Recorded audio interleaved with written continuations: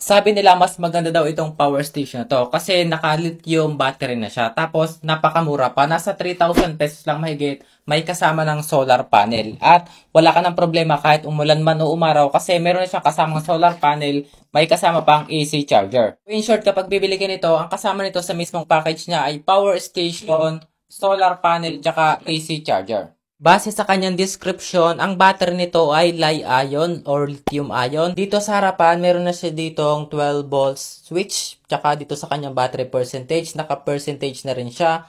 May kasama na rin siyang 5 volts USB port, 2.4 amps hanggang 12 watts.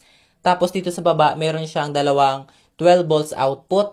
Tapos meron na ring switch yung ating AC socket dito, saksakan ng mga appliances. Meron na ring LED indicator. Tapos sa likuran, ay yung kanyang charging port din dito.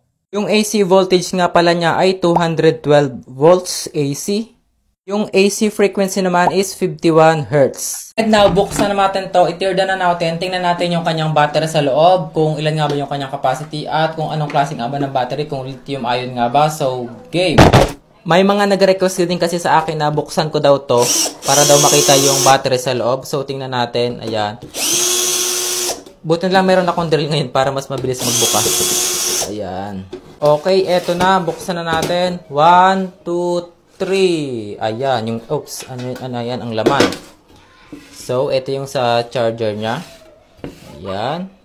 Tapos, yung inverter ay ito. Nasa baba. Ayan. Maliit din lang naman. Ayan yung itsura. Kaya na yung tumingin. Ito yung sa voltmeter. Ito na yung kanya mga batteries. Lithium-ion naman talaga siya. 1, 2, 3, 4, 5, 6, 7, 8, 9, 10, 11, 12, 13, 14, 15, 16 batteries. At tingnan natin kung anong setup nito. Kung siya ba ay naka 12 volts. Siguro naka 3S to. Tatlong series. So, let's see. Dini. Ayan. 10.0 volts. So, naka 12 volts setup nga to. Low bat lang siya kaya nasa 10 volts. Eto, binuksan ko na rin mismo yung balot ng battery. Ganito yung itsura niya. Ito yung kanyang BMS 3S. Ayan, 4.2 volts, 8 volts, 8.0 at 12.6 volts. Ito yung kanyang BMS. Ayan. Pwede nyo siyang i-DIY, palta ng battery kung gusto nyo. Tinest ko na rin nga pala yung capacity ng battery at ito yung nakuha natin. Ayan, 127 watt-hour or 11 ampere-hour. So, naka 12 volts naman siya. And now, subukan na natin siya kung gaano siya katagal bago malowbat gamit itong aming 12 volt ceiling fan. So, subukan natin ngayon. So, bali ito ngayon, gamitin natin itong ating 12 volt ceiling fan dito sa ating power station. 100% pa siya ngayon. Ayan. Tapos ngayon ay 8:49 pa lamang ng gabi.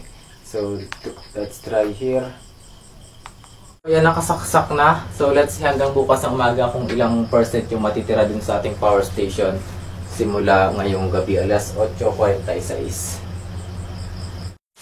So, bale, ito, umaga na, ayan. Gumagana pa rin yung ating ceiling fan. Ang oras naman ngayon ay ito, 8:21. At yung ating power station ay may 54% pa. Ayan. So, ayun, bali, nagamit ko tong power station dito sa aming 12 volt ceiling fan na to simula 8:50 ng gabi hanggang 8:21 ng umaga. So, bali, almost 12 hours din yon at meron pang tira itong ating power station ng 54%. And now, subukan na natin siya sa flat screen TV na 16-inch. Tingnan natin kung ilang percent yung mababawas sa kanya.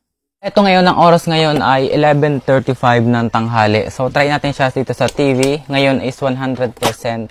So, let's see kung ilang oras yung aabutin niya. So, ayan, medyo malabo lang yung TV kasi madalang namin ito gamitin. So, let's see mamaya kung mga ilang oras tatagal. Bale, ito ngayon, 5:27 na ng hapon. Ayan. Tapos, meron pang tirang 37% yung power station. So, ayun, nagamit ko siya sa aming TV simula 11:35 hanggang 5:27 ng hapon. Almost nasa rin yon 6 hours. At meron pang tirang 37% itong power station. Mas mabilis talaga siyang malulubat. Depende naman yun kung gaano kalakas sa kuryente yung appliances na isasaksak natin. Pero kung mga TV lang na flat screen na matitipid lang naman, mas matagal naman siyang malulubat katulad nun sa amin. So, para sa akin, yung kanyang mga saksakan, okay na rin naman kasi almost kompleto na rin. Merong saksakan ng mga 12 volts devices like Wi-Fi, CCTV, or mga ceiling fan. Pwede na. Tapos, may saksakan na rin ng para sa cellphone. At the best, syempre, meron siyang AC port para sa mga appliances natin na 220 volts.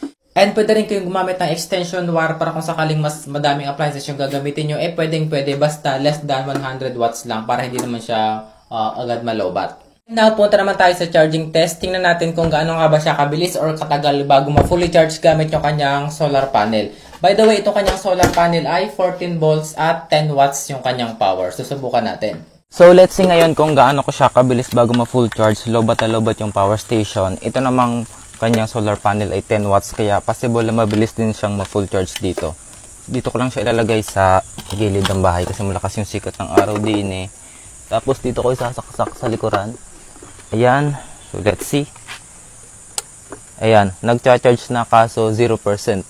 So, tingnan natin kung gaano siya kabilis bago full charge. And eto, alas 4 na ng hapon. Mahina na yung sikat ng araw. Wala na dito. Ayan. At itong power station naman ay nakakuha ng 57%. Simula alas 8 hanggang alas 4, 57% lang.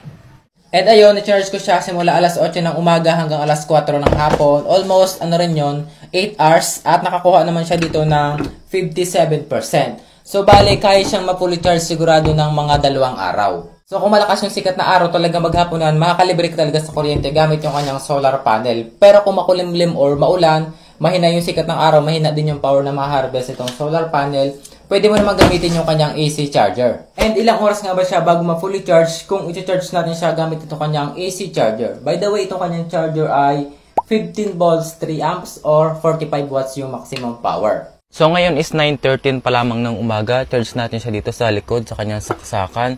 Siya ngayon ay nasa, so let's see. Ayan, nagcha-charge na 0%. So let's see kung ilang oras siya bago ma-fully charge. Eto na ngayon, 1:33 ng hapon at ayan, full charge na yung power station. So ayan, full charge na. So simula 9:13 hanggang 1:33 PM na fully charge naman siya. Umabot naman yun ng almost 4 hours bago siya na fully charge. So okay na rin kung gagamit tayo ng charger para ka nag-charge lang ng power bank or cellphone na 4 hours lang yung charging time. So now, 100% pa siya. Try ko namang mag-charge ng 2 Android phone. Tingnan natin kung ilan yung kanya matitira. 13%. So let's see kung ilan yung matitira sa power station na ito bago siya lang ma-full charge. Ito na nga, full charge na yung dalawang device. Ayan, 100% na sila pareho. At itong power station ay may tira pang 72%. 75. Tagtagin ko nga muna. 77. 79. 80% pa yung tira. Actually, ganyan talaga nagda-drop siya kapag may nakasaksak. Ayan, 80% pa yung tira. And now, try ko naman mag-charge ng isang power bank. 30,000 mAh simula 0%. Ita-charge natin siya gamit yung kanyang AC port dito sa power station ito. Buhayin ko muna ito. Ayan, 220 volts. Ito yung gagamitin natin. Tapos, type C. Ito kasi ay 65 watts. Kaya nitong power bank na to. So, ayan, nag-charge na. And eto na ngayon, low-bat na yung power station. And by the way, nag-a-alarm nga pala siya kapag low-bat na. So ngayon, 0% na siya. Kung maririnig nyo, meron siyang tunog na ayun. Patayin ko. Ayun, namatay na. So yung maganda sa kanya, nag-a-alarm siya kapag low-bat na. So ayan, 0%. Itong power bank naman ay merong 3 dots. Ayan, 3 dots. So bali ang na-charge itong ating power station na to ay isang Redmi Note 7, Tecno Camo 19 Pro at Romos power bank na 30,000 mAh hanggang 3 dots. Ayun. Ayun guys, tapos na yung test natin sa power station na to. Para sa inyo ba, okay na ba yung kanyang performance at features?